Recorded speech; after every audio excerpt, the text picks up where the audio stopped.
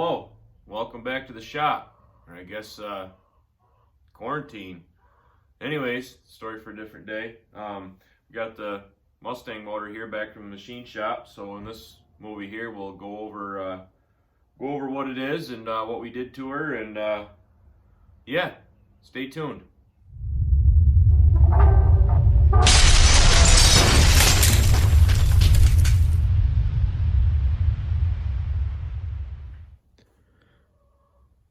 So this is what we got.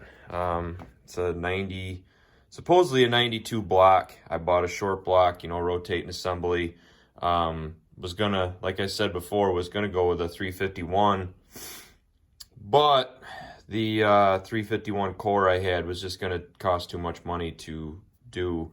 By the time I bought the swap parts and everything, it just wasn't gonna be feasible. So I figured, what the hell, we'll build up the old 306, because I already got, headers, and I mean, by the time you buy headers and distributor and oil pan, and I already had all that stuff. So I just decided to go with a 30/302. It has got trick flow twisted wedge pistons, 30/, forged pistons. It's got, stock crank, stock rods, ARP hardware all on the bottom end. I'll flip it over here and we'll take a look at that. But trick flow 170cc 11R heads, which I'm not digging out a stock head to compare this with, but these are considerably bigger and better looking than stock heads. Doesn't have the EGR crossover port here, which I don't think that matters because I think my intake blocked that off anyways. But basically bought the whole top end kit from Trick Flow, and originally it came with 53cc heads, which if a man was using regular flat top pistons would be awesome. However, with my dome pistons, it would have put me a little better than 11.5 to 1. And I don't really want to have to run 112 octane gas, and drive to town and back. So I swapped them out, got 63cc heads, puts me at about 10 to 1. Sorry, I got the little bit of allergies and getting over a little bit of a cold. It ain't that corona shit going around. But anyways, Trick Flow top end kit came with their cam, their push rods, their heads, their 1/6 roller rockers, ARP head bolts with the fancy bushing on them, and a gasket kit. This down in here, I could have reused the roller lifters from the 86 motor, but I kind of want to keep the 86 motor all together because I have another project planned, with that one that I'll probably start next winter if everything pans out. But so these are the FRPP uprated lifters, supposed to get, a few more RPM out of them before they fly apart and ruin your day. And then, the dog bone, obviously that's Ford Racing. We got a new timing cover, a Dayco SFI balancer, which as far as balancers go, it's pretty decent, especially for the money. It's about half what an ATI or any of them other ones cost. But anyways, let's flip this bad chicken over and we'll take a look at her from the bottom. Here we are at the bottom.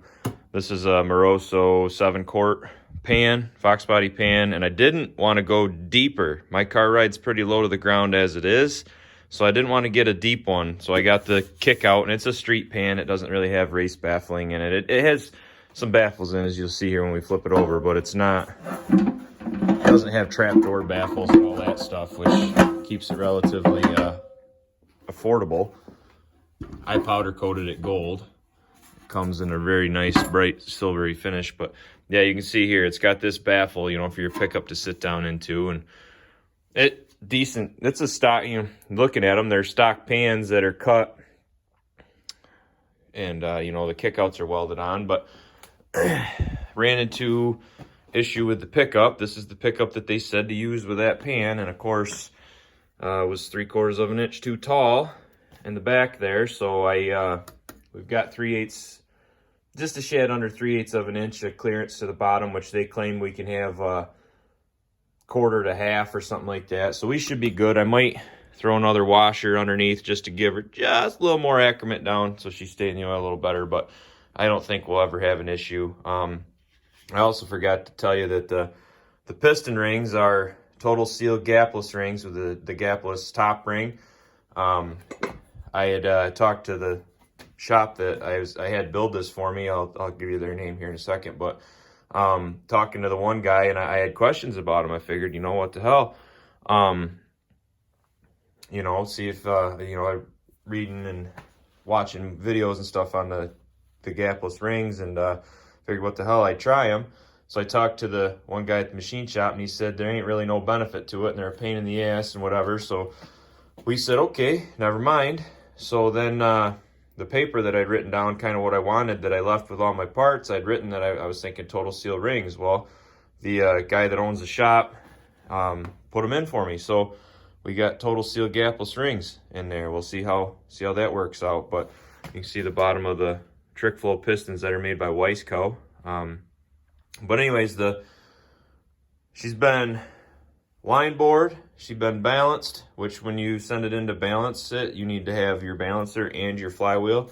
So I had to buy a brand new flywheel because my flywheel's in the car, but I kept the car so it was mobile, until I can get this motor swapped in. We got ARP rod bolts. The only thing that kind of sucked is this guy here needs 2 hold downs. Well, the kit that you buy only comes with 1. They're not studs, they're bolts, but it only comes with 1 for the hold down. So I had to buy another set of bolts just to get that guy there. I probably could have called ARP and got just a single bolt, but I didn't. So I got another kit. But anyways, we got ARP rod bolts.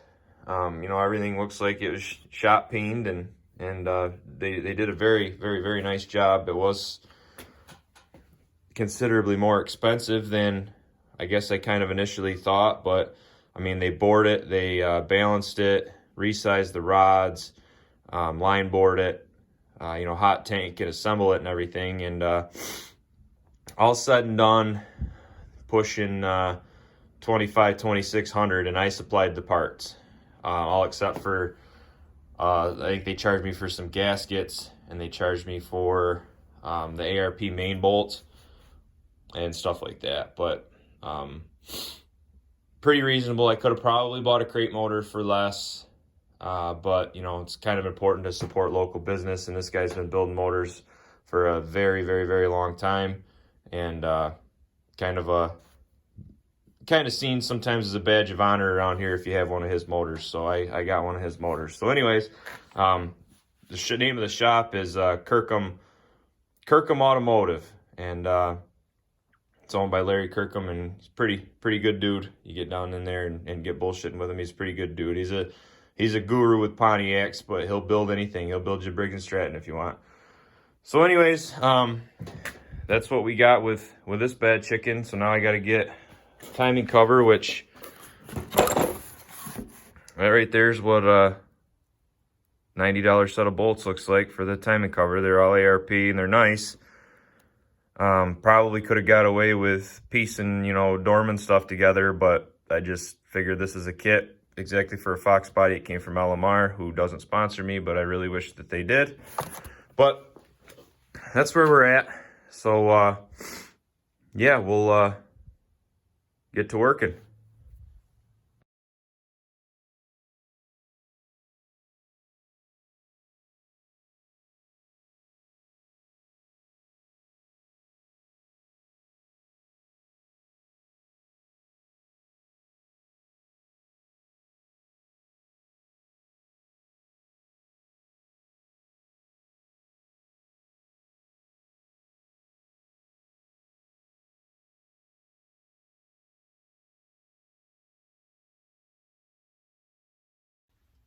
But yeah, so that concludes this one. I was going to lump this all together in one movie, but I figured nobody wanted to listen to me ramble on for 20 minutes. So time cover's on, gave you kind of a brief overrun of what's in this motor.